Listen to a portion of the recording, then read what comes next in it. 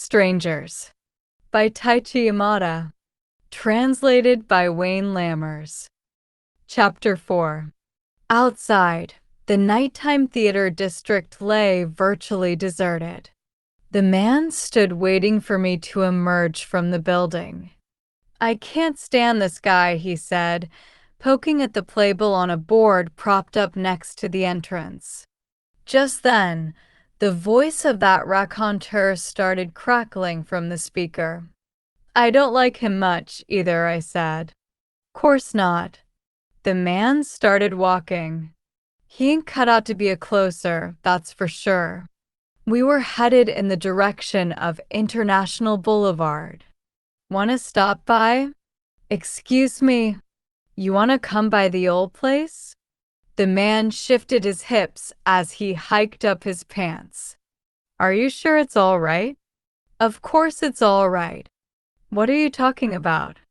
I gauged him to be at least 10 years my junior, but he was dispensing with all formalities as if he were talking to a much younger man. The trouble with Asakusa nowadays is how the whole place closes down so early. Can't find anything going on anymore after 10. We came out onto International Boulevard and stood waiting for the light to change. The street was still a major thoroughfare, but it did not seem as wide as I remembered it. Traffic was light. "Dia come often?" "Excuse me. To Asakusa, I mean. Now and then." "Yeah." He marched briskly across the pedestrian stripes. I followed.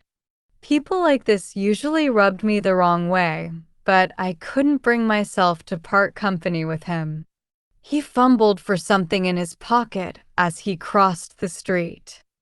"I'm gonna fetch me a pack o' smokes," he turned to say. "We'll be going that-a-way. Just wait here, all right." Instructing me to hang tight by the crosswalk, he jogged somewhat bow-leggedly up the sidewalk in the direction of the International Theater, where it had once been. A cigarette vending machine stood facing the sidewalk, and I watched as he started inserting coins.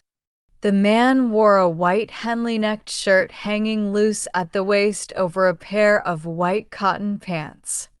His short-cropped hair gave him a sharp, clean-cut image. I had been feeling a measure of relief over this fact, I suppose, because I didn't want a man who so resembled my father to look seedy. He started back toward me. "So what do you think?" "Excuse me. The hotel. It's huge, don't you think?"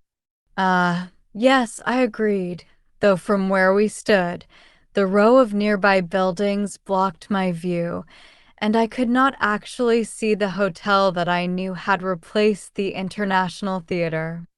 Apparently unconcerned with such minor details, the man set off again in the opposite direction.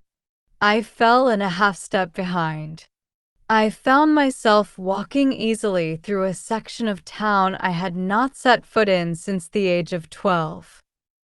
Now that I was here, it seemed like any other time-worn neighborhood in what had once been Tokyo's bustling merchant quarters. By all indications, we were on our way to this man's home, and it seemed odd even to me that I was following along without the slightest hesitation.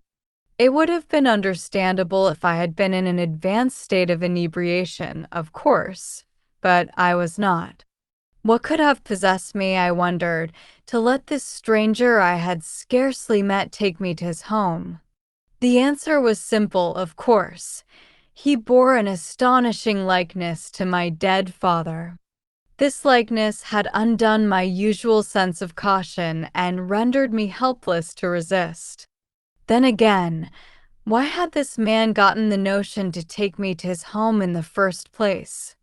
I was obviously much older than he was, so I couldn't very well remind him of his dead son. "Beer okay?" "Pardon me."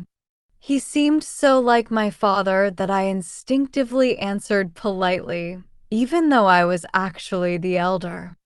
It's hot, so I thought maybe a nice cold beer would hit the spot, he said, stopping to count the change in his hand. We were standing at another vending machine, this one offering canned beer. I only get to keep one bottle in the fridge. 'Cause if I have it, I drink it, you know. Let me buy. Don't be ridiculous. Chunk-a-lunk-lunk. A 500 milliliter can dropped inside the vending machine and appeared below. It's icy cold. Hold it with a handkerchief or something, he said, handing the can to me. All right. I saw that he intended to buy another. Do you think we'll want that much? What are you talking about? It's a couple of measly cans. Chunk-a-lunk-lunk. Another 500 milliliter can appeared. You got it with a handkerchief? Yes.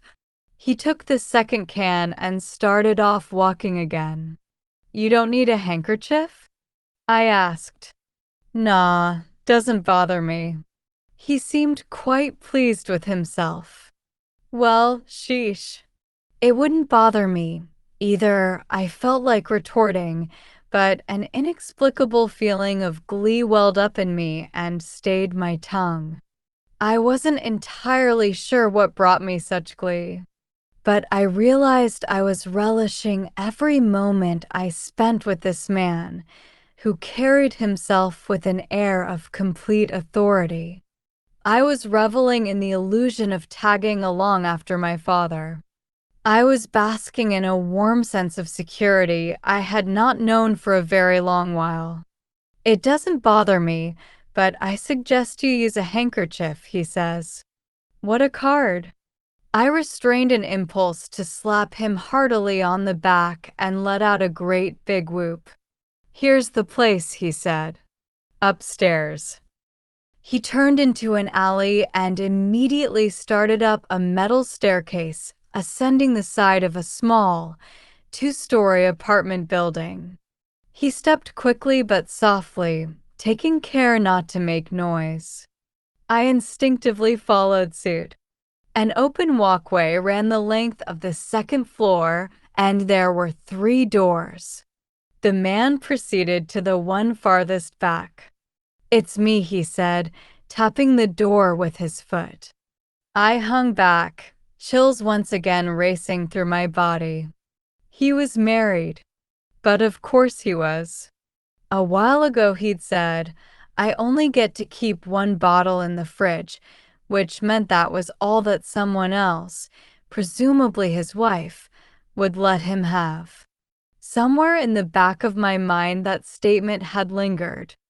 I suddenly had this feeling that I did not want to meet the man's wife. To meet her would be to instantly obliterate the glorious time I was having because of the man's uncanny likeness to my father. I would have to come crashing back to reality. No, wait. That wasn't it. Or at least that wasn't all. A part of me was actually entertaining a secret hope, experiencing a secret terror. It couldn't be, could it? Surely it couldn't be. What are you standing way back there for? Come on in, the man said, and disappeared into the apartment. I remained frozen to the spot. A woman poked her head out the door. Do come in, she said, flashing a cheerful smile before disappearing back inside.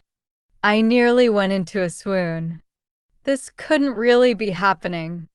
There had to be something wrong with me. I knew I couldn't be sleeping, for no dream could be so vividly real and true to life as this. Hey, what's the big holdup? The man called. Please come in, the woman repeated. It was my mother's voice. The woman I'd glimpsed in the doorway was my mother. My whole body shook. My feet would not move. Choking back tears, I managed to squeeze out only a weak. The man stuck his head out the door.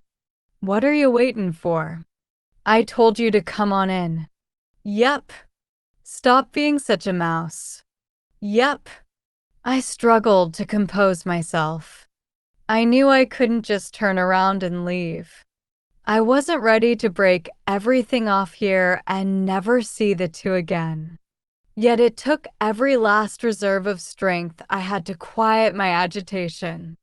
Thank goodness being alone in the world for so long had given me plenty of practice at containing my emotions. I stepped to the doorway and said, "Thank you. I'm sorry to impose at such a late hour." "Oh, never mind that," my mother said.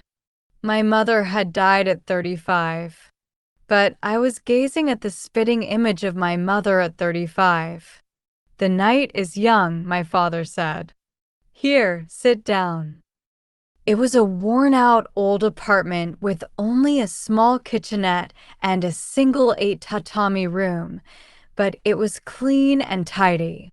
They keep a nice house, I noted to myself, deliberately trying to occupy my mind with concrete observations. The refrigerator didn't look particularly old. Their thermos jar was the modern push-top kind. And they had a calendar from Rox, that new building with all the specialty shops. No way these people were my mother and father.